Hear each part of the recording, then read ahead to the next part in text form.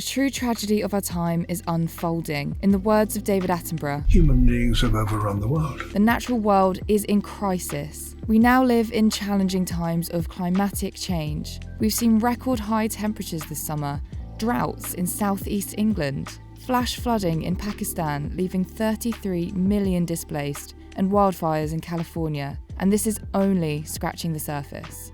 It's easy to spiral into hopelessness as we stay glued to the news, but it's not too late to do something about it.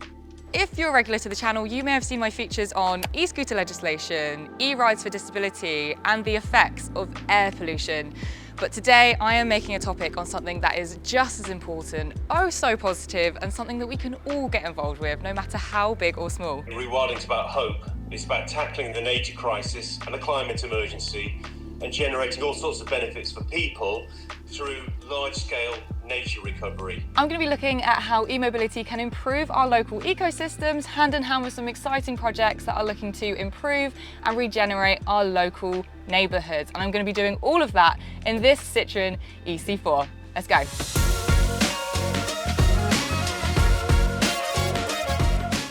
As I mentioned earlier, I am of course making my trip in the Citroen E-C4, and I've chosen this as my ride for the day because it is not only small, it's efficient and it's incredibly comfortable. Now, a really great thing about obviously this car being electric is the fact that there are no tailpipe emissions, which means that I'm able to dodge ULEZ and also congestion charge that you are seeing a lot more of in cities across the UK. This car is powered by a 100 kilowatt motor, and that produces around 130 horsepower. That in combination with a 50 kilowatt hour battery can produce a WLTP range of around 219 miles. By using a 150 kilowatt charger, you are able to charge from 20 to 80% in just 20 minutes, which adds up to 205 miles of charge in 1 hour. Just like the movement to electrification, there has been a huge upsurge in recent years with rewilding. As the world swells with a growing human population, our ecosystem has suffered. But for our own survival, we need to live in a world filled with wildlife. Mass population has led to overconsumption. It's led to more cities, more buildings, cars, tailpipe emissions, more pollution. All we need to do is start by making small and significant changes, like switching to zero emission travel and creating space for nature. My first trip today is to one of the 21st century's greatest urban conservation projects, a nature reserve on the edge of London, home to 14 million inhabitants. This is the London Wetland Centre, an urban oasis that has been here for just over 2 decades. In just a short space of time, the wetlands have become a vital resource. David Attenborough even dubbed it London's extra lung. I spoke to Lisa to find out why. So Lisa, tell me a little bit more about why nature reserves like this are so crucial to have across the UK and further across the world. Well, they benefit people and they benefit wildlife, so they go hand in hand. Wetlands specifically are amazing against climate change, so they help to prevent against floods because they absorb all the extra water and they slow down the flow. They help against extreme temperatures, so an urban wetland will bring down the air temperature by 5 degrees, which is an amazing difference. They also store loads of carbon, taking out of the air, converting it into carbon-rich soil and meaning it's not sitting in our atmosphere. And what I can tell you about carbon is that wetlands store 3 times the amount of carbon as rainforests, and yet they're disappearing at 3 times the rate, so 90% of the UK wetlands have already gone. Wow, okay, that's huge. It is huge. What do you recommend we can do to make our cities a greener, better place for otters and butterflies and birds and all other kinds of creatures? Absolutely. I think there's probably 3 main things. So one is to actively campaign for more wetlands. We have a campaign called Wetlands Can, and we're asking people to sign the petition to enable an extra 100,000 acres of wetlands to be built across the country. So that's a really easy one. The second one is to think about your own personal water use. So wherever you can, it might be taking shorter showers or showers instead of bath, and reusing your rainwater, and that's what we do here. We collect the water and it goes into our ponds. So yeah, being really mindful of your water use. And the third thing, on a particular bugbear of mine, is wet wipes.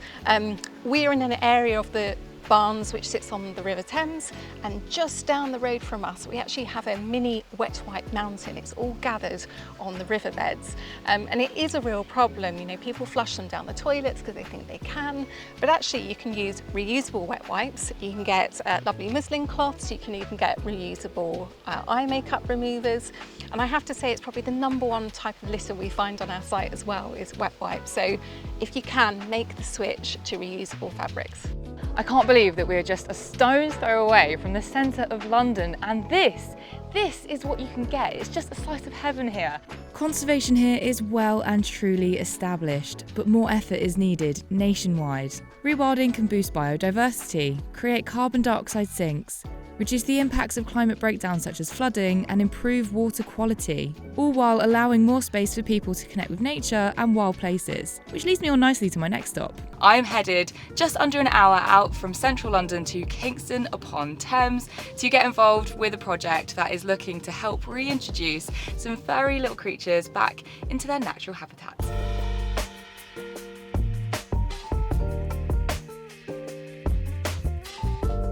I'm here at Hogsmill Nature Reserve, which is an 8-acre nature retreat for all kinds of species like birds, bats, butterflies, and as of just a few days ago, 100 water voles.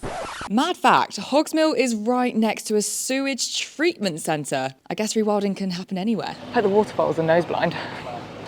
At the moment, we are feeding, there are 4 voles in this pen 3, so we are going to be giving them one little bit of carrot and one little bit of apple each. Okay.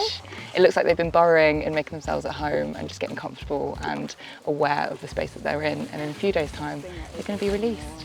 Water voles are the fastest declining wild mammal in the UK. Without proactive conservation measure groups like Citizen Zoo, they'll be lost forever. In 2019 we kicked off this project, which started with around about 60 volunteers coming out and surveying the entire 10-kilometre stretch of river. We found that this 1.5-kilometre stretch on the Thames water site is indeed the best site for them. And also because it was the last place they were seen, we really wanted to be proactive with a reintroduction here. Sadly, they're known as the UK's fastest declining mammal, which is primarily due to invasive American mink, which predate heavily upon water voles. The end goal is to have this river teeming with water voles again. But also, we're really ambitious. We really want to spread this project out far and wide to a pan-London project, thinking about how we can get local communities to kickstart similar reintroductions to make sure that water voles can survive in our waterways across London. Citizen Zoo has been working hard to rewild local wildlife through community efforts. To date, they've reintroduced 3,200 wild animals that have benefited 10,000 households, and that's just the start of it.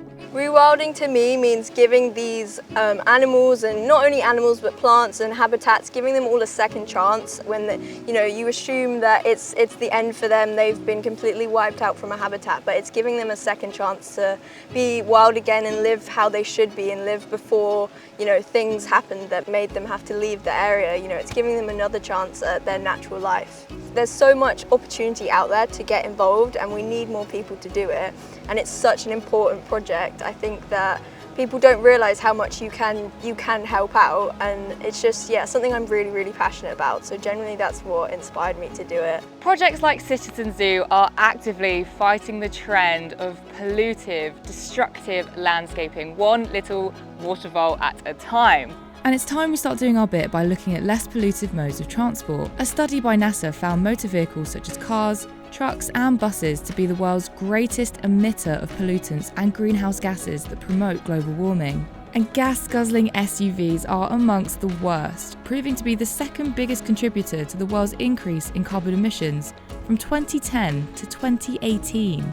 It's time to restore nature for healthier carbon-capturing ecosystems. Rewilding is a relatively new approach and is getting a lot of attention, but at the moment it's only covering about 1% of the country. If you can get nature back on its feet, nature can do a lot of this work for free or in a very affordable way. So that can have a big positive impact for our communities, whether they're in towns or in the countryside, for farmers, and for society more widely. We know things like tailpipe emissions aren't good for us. They can exacerbate asthma and cause all sorts of respiratory problems, and wildlife's no different. And at the same time, the flip side can be vegetation nature can help soak up some of those emissions. Though, you know, on a personal level, I would say definitely, you know, go electric if you can. Speaking to so many experts in the field, the same message is coming through time and time again. We just need to be more conscientious of what we're doing and what we're consuming and how we're looking after the planet and our surroundings. Here at Electroheads, we bang on about sustainable mobility, and that is something that we really need to be doing more of. We need to be choosing vehicles that have been created for a particular purpose rather than the classic SUV that will just do everything and anything that you need, because it's a lot of space which is being wasted. For example, Citroen have got an incredible lineup of electric vehicles that cater to all different kinds of needs. You've got the beloved Citroen E-C4 for the city get around. You've got the E-C4 that I have today for your general longer journeys and family trips, but also you've got the E-Berlingo, which is fantastic for utility. So make sure to shop around and look at your options and see what really is best for you. The message is clear. Let's be more conscious about each other, about our ecosystem, and let's just cut out all the excess and only use what we truly need.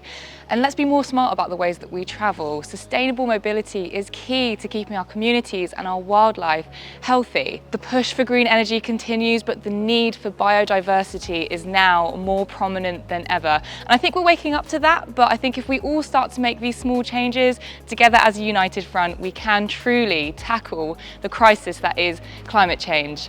And that's it for today, but thank you so much for watching. If you have not subscribed to our channel, please do make sure to hit subscribe and click the bell icon as well to stay up to date with all our latest news and reviews. And if you enjoy the video, please make sure to give us a big fat thumbs up so we can continue making content just like this. See you soon.